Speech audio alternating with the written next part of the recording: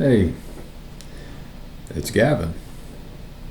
And I hope the thing that we can agree on is that we are practicing making Jesus our King.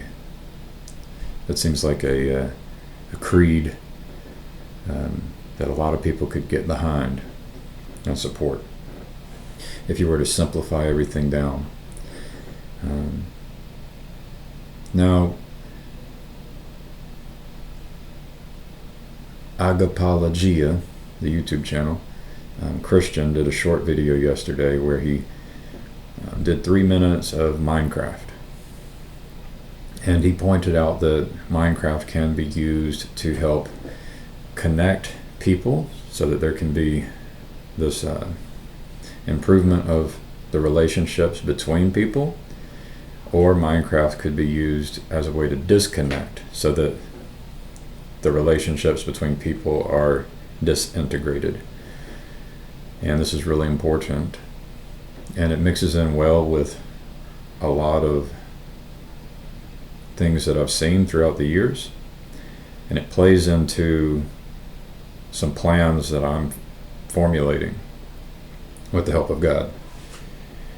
And so the plan, the basic plan, is that there would be an invitation for people who agree that to practice making Jesus King, for people to come together and play games on the internet. And that's the basics of my plan.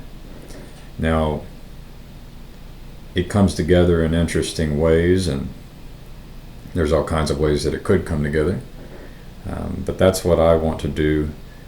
I'm imagining that, this technology and the internet is dangerous, right? It's powerful. It's a powerful tool, and it can be good. It can be like a poison, or it can be like a medicine, right? Depending on how you use it. And so I bought the audiobook, The Benedict Option, by Rod Dreher, and it occurs to me that these groups, these small groups of people trying to practicing making Jesus King, that we could organize on the internet. And it's been happening. We have groups of people interacting and developing relationships on the internet, on YouTube, and I've been a part of that happening in communities around certain games, and I know people who do that. And I think we have to be aware that there is a way of doing it that is poisonous, and there is a way of doing it that is medicinal. And so I've been very interested in including my family in this. So the church I attend, they do small groups, and that caught my attention because I created a company called Hero Looking for Group. I did that in 2014. And so that caught my attention. And so I think on the second time in that church, I told my wife that I wanted to stay late and go to the small group leadership training. And so I did that. But then I learned that there was a form with check boxes, and there were these other steps that they wanted me to take before I could do that. And that's been good. The process kind of slowed me down, which was good, because there's been transformation that's happened over that period of time, and one of the unholy spirits that can arise within me looks something like impulsiveness. And while looking at, this church is large, And while looking at those small groups, there's a question: what do you want to do? And one of the tensions is that I know I need to give attention to my wife and children. And so what do you do about your children and your spouse, with these small groups? Because sometimes there's a men's only or a women's only or married couples. And there's a question of, well, what do you do with your children? And so recently I created a new YouTube channel called Fat Daddy Entertainment, where I played Minecraft for over an hour with my 3 children. And then yesterday, my wife downloaded Minecraft on her phone. But this morning, I was talking about the Benedict option, and there was kind of a synthesis. I was telling my wife, it's like about how when the society is very corrupt, that there can be these things like monasteries. So like Benedict went to a cave and for 3 years practiced silence and prayer and getting closer to God and fasting. And someone from a monastery would bring food to him. And so these monasteries they can be built in a way which helps us become better servants to God. And it seems like those kinds of places are missing. So like when you graduate from high school and a public education system in our society, there was a push towards college, and it's like, well, shouldn't there be a monastery that you could go to and sit in a cave for 3 years and just try to know God better? And we don't have those. And so my wife and I were talking about this, and she pointed out, it's like, hey, you received an email last week from the church talking about how they let me know that I could I could start a small group as a part of their church. And so all of this combined is like, well, maybe we can have a small group where the spouses and the children are invited to participate. And maybe that's Minecraft. And maybe there's a way for me to do it such that it helps, that it's like a monastery. It helps everyone be better servants of God. And I know, like, I benefit from a good coach, from a good teacher, and this could be an opportunity for grandparents and parents to learn how to play games with their children, and so there can be teaching and the help in overcoming technical difficulties, overcoming those barriers related to technical knowledge. So I can offer that to parents. And then there's this help in making sure that we try and create an experience that allows relationships to be strengthened instead of allowing relationships to be disintegrated. So in that video on Fat Daddy Entertainment, there was a moment where in that world, in Minecraft, I had left my children for a period of time, and there was a lot of distance, and then I was doing my own thing for different reasons. And so as we do this practice, I want it to be a practice of playing together so that relationships get better, so that there is the practice of serving God, and we're going to make mistakes, but we can try to practice being able to receive feedback about the mistakes we're making, and try to notice the kinds of mistakes that can be made, learn how to recognize them and identify them, learn how to be a coach or a teacher that can be gentle when people make mistakes. So all of this stuff can happen inside of a virtual space. And I kind of get excited about the opportunity to invite people who have been in the digital space, in the virtual worlds, being able to invite them into the community, into the church, and this would be something like a virtual church, but bringing them in and integrating them into the church to help solve technical problems that a parent or a grandparent may face. To be able to moderate a shared realm where there's certain rules, or to moderate, a Discord server or a Zoom chat.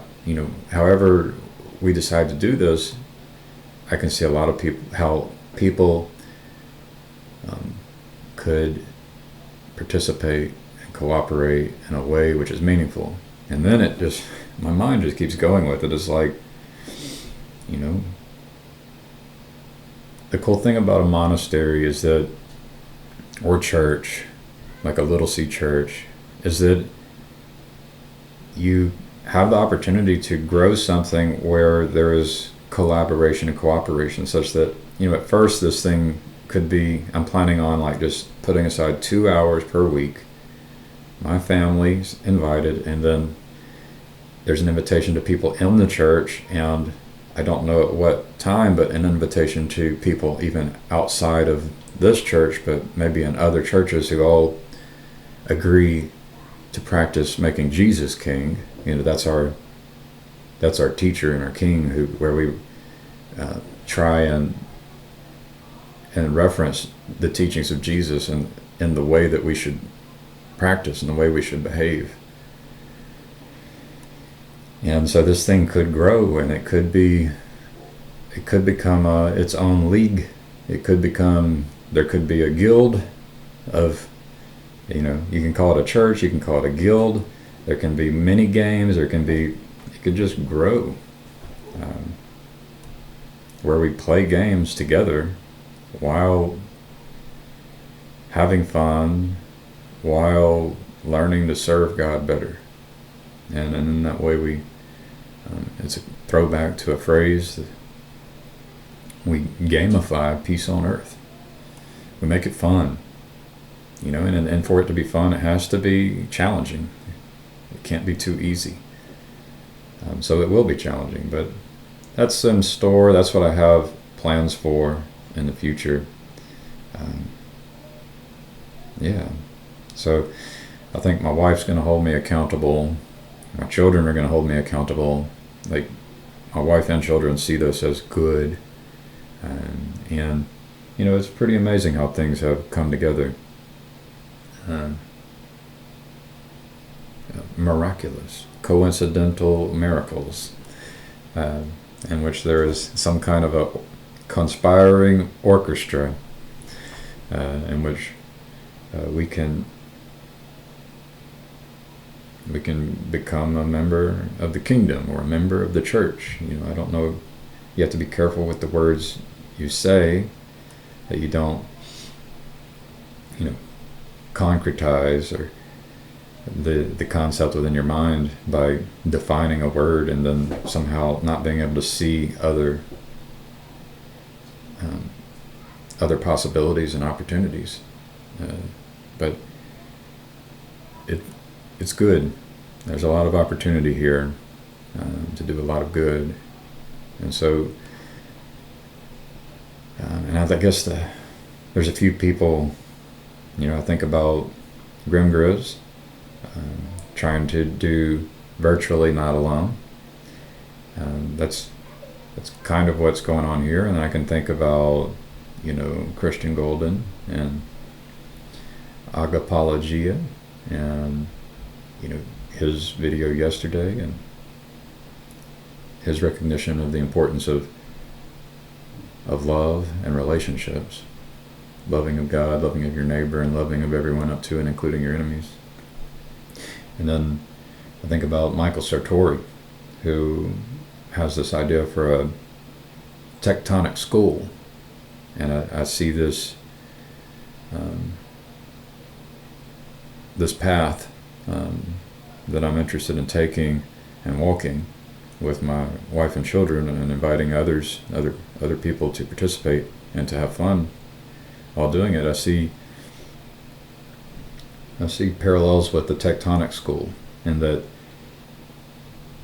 in the tectonic school you learn a trade while learning to become a better servant to God. So it's these complementary skill sets. And so what we'll do using these games like Minecraft is we will learn to be better grandparents and better husbands and wives and better neighbors and better parents, and we'll have fun doing it, and it can be very good. So let me know what you think. Let me know if you're interested. And I don't know exactly how this will play out over time, but there's probably a certain order. But I think at first I'll end up probably 4:30 to 6:30 in the afternoons, Central Time, on Thursdays. That might be what I'll end up doing. And don't come into it with too many expectations. It's going to be an organic thing. And I think the main thing we just need to practice is practice serving King Jesus. That's what we practice. And so what that could look like is references to what Jesus taught, and then trying to use that as